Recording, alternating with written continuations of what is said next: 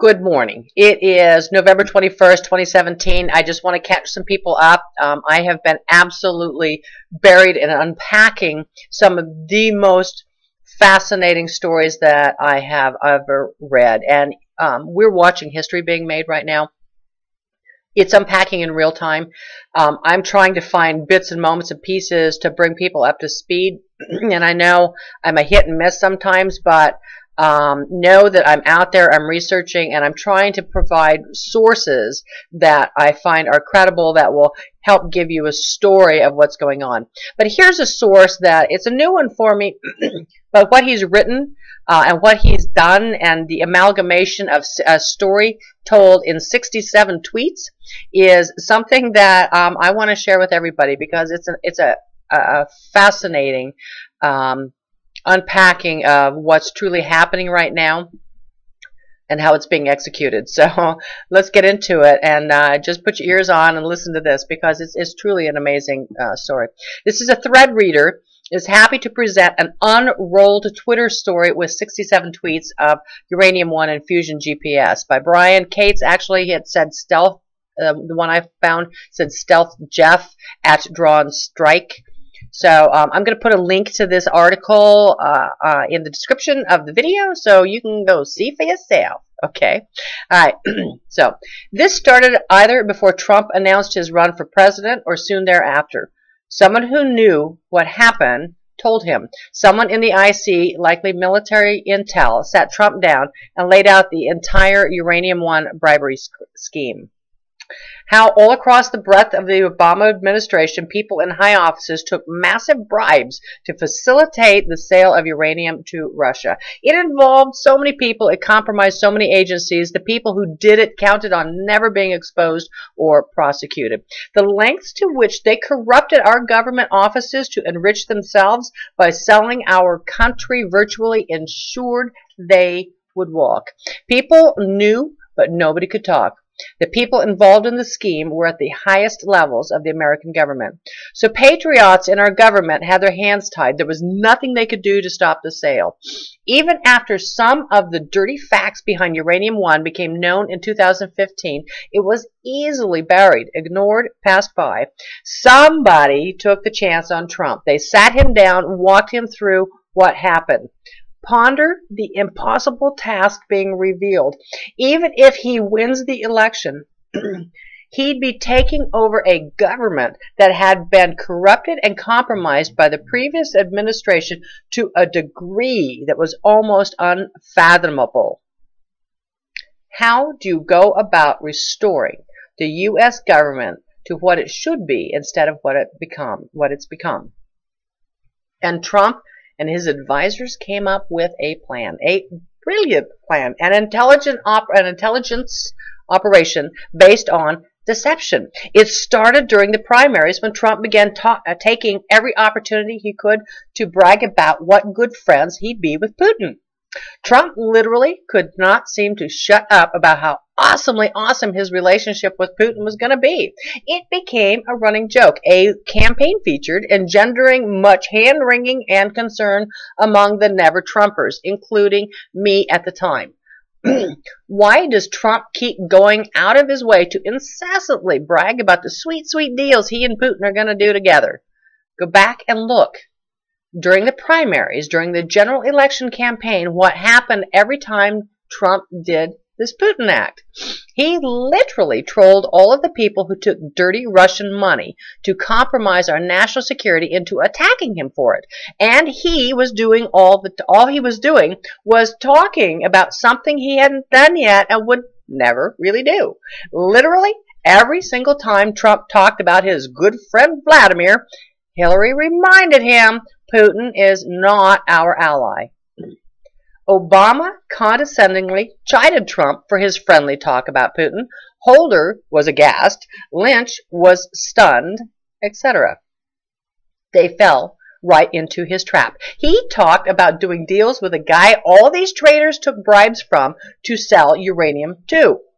He's talking about hypothetical deals with Russia and people who took massive Russian bribes on the Uranium-1 deal, rushed to attack him for it. What possible excuse are they going to have when the truth comes out? They're not going to have one. He made sure of that. Everything Trump does is calculated for effect. So now you know why he showed all that Putin love during the campaign. The traitors had no idea what he was really doing and rushed to attack him for merely talking about doing deals with Russia. Then Trump won the election. He and Sessions went to work. Now here's something that people overlook or don't understand. Pay attention. All this stuff about Uranium One, we're just now finding out. Trump and Sessions knew about all of this before they were sworn in. Part of the intelligence operation Trump and company are running is you never know what you know. You never show what you know. You keep your enemy in the dark. Trump and Sessions knew all of the details of the Uranium One before the election. Who got how much, from who, all of it. It should be from whom. All of it. How much uranium was being shipped to Moscow, who facilitated that shipping. They already know all of this. They just haven't talked about it until now. They pretend they are just now becoming aware of some of the stuff. There was no way they were going to come into office in January and tip all these people off, yeah, hey, we're going after Uranium One. Trump and Sessions know what happened with Uranium One. All the dark, dirty details start with that premise, replay the last 9 months. You need to start an investigation where somebody deep dives into Uranium One, but you can't let anybody outside know that. So here's where the second part of the intelligence operation begins. You convince people it's Trump and his team being investigated. All of the traitors who facilitated the Uranium One deal were on high alert after the transfer of power. Will they be sniffed out? Well, not to worry. Almost immediately, the new president and his team end up being embroiled in a very public scandal. Trump asks Comey to back off of Flynn, then fires Comey, who leaks the memos to the New York Times and demands appointment of a special counsel. With a president who bragged about doing deals with Russia, an advisor caught on the phone with a Russian ambassador, everybody agrees, yeah, great idea. Let's appoint a special counsel to investigate Russian interference in our election. So be it. Jeff Sessions then recuses himself from the Russian investigation, but remember, he already knows everything anyway. Deputy AG Rod Rosenstein then appoints Bob Mueller and tasks him with the investigation Russian interference in the 2016 election. Mueller and Rosenstein both already know that Trump and Sessions both know all the details of Uranium One. Got that? Everybody involved in this already knows. Everybody was in on this from the start, Trump, Sessions, Mueller, and Rosenstein. A lot of scenarios go wrong because they start assuming Trump was clueless, didn't know any of this, Sessions done neither, or was part of the Uranium One cover-up. Same with Mueller and Rosenstein, whom many assume to be dirty, trying to hide the evidence. An intelligence operation based on deception calls for putting the enemy at ease because they don't understand what you're really doing. So, what do the Uranium One traders and the DNC media and Democrats think has been going on for the last 8 months? Trump has been staggering on the ropes in desperate trouble, trying to avoid a knockout blow as Mueller relentlessly stalks him. The reality, Mueller has been digging even deeper into the Uranium One and into Fusion GPS and the Trump dossier. He has found Russian interference in the 2016 election. Do you know what it was? Shall I tell you? He found a massive Russian bribery scheme involving one of the presidential candidates in which she compromised U.S. national security. He also found this self-same candidate illegally funding solicitation of info from Russian government sources to smear the other candidate. And to compound that offense, this candidate also tried to hide her funding of this dossier by using a law firm, which is illegal. The investigation is mostly over. Most of the ingredients from the grand juries have been made and sealed. You're all about to witness something that was deemed to be an impossibility. A previous administration that was so corrupt across so many agencies with so many people involved, it made it invincible. It's about to be rolled up.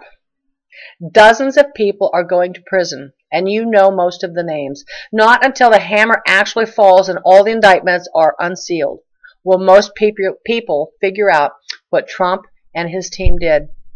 DNC media never had a chance to compromise thwart the investigation of Uranium One and Fusion GPS because they fell for the cover story. It is literally too late at this point to stop what's coming. That window closed weeks ago. Examples will be made out of these people. When Trump and Sessions are done, no one will ever try this kind of treason again. The end. Oh, and here's a little two little add-on things that were added onto the end also. Brings a tickle to my heart. And who briefly for 3 months hired a guy known to be one of the slimiest, dirtiest Russian-connected people into D.C. as his manager? That was tweet number 40. Let's go there. Tweet number 40. With a president who bragged about doing deals with Russia, an advisor caught on the phone with the Russian ambassador.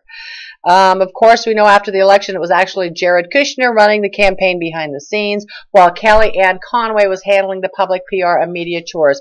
Manafort was brought in as another reason to investigate Trump. It just doesn't get better than this. It really, honest to goodness, doesn't get better than this. And I just want to go, and the end, and rides off into the sunset, and the sun shines, and I mean, there's a sliver of hope. So, have fun with this. Listen to this. Share it with your friends. I don't care, but we're about to give a red pill to a whole lot of people. Shine on.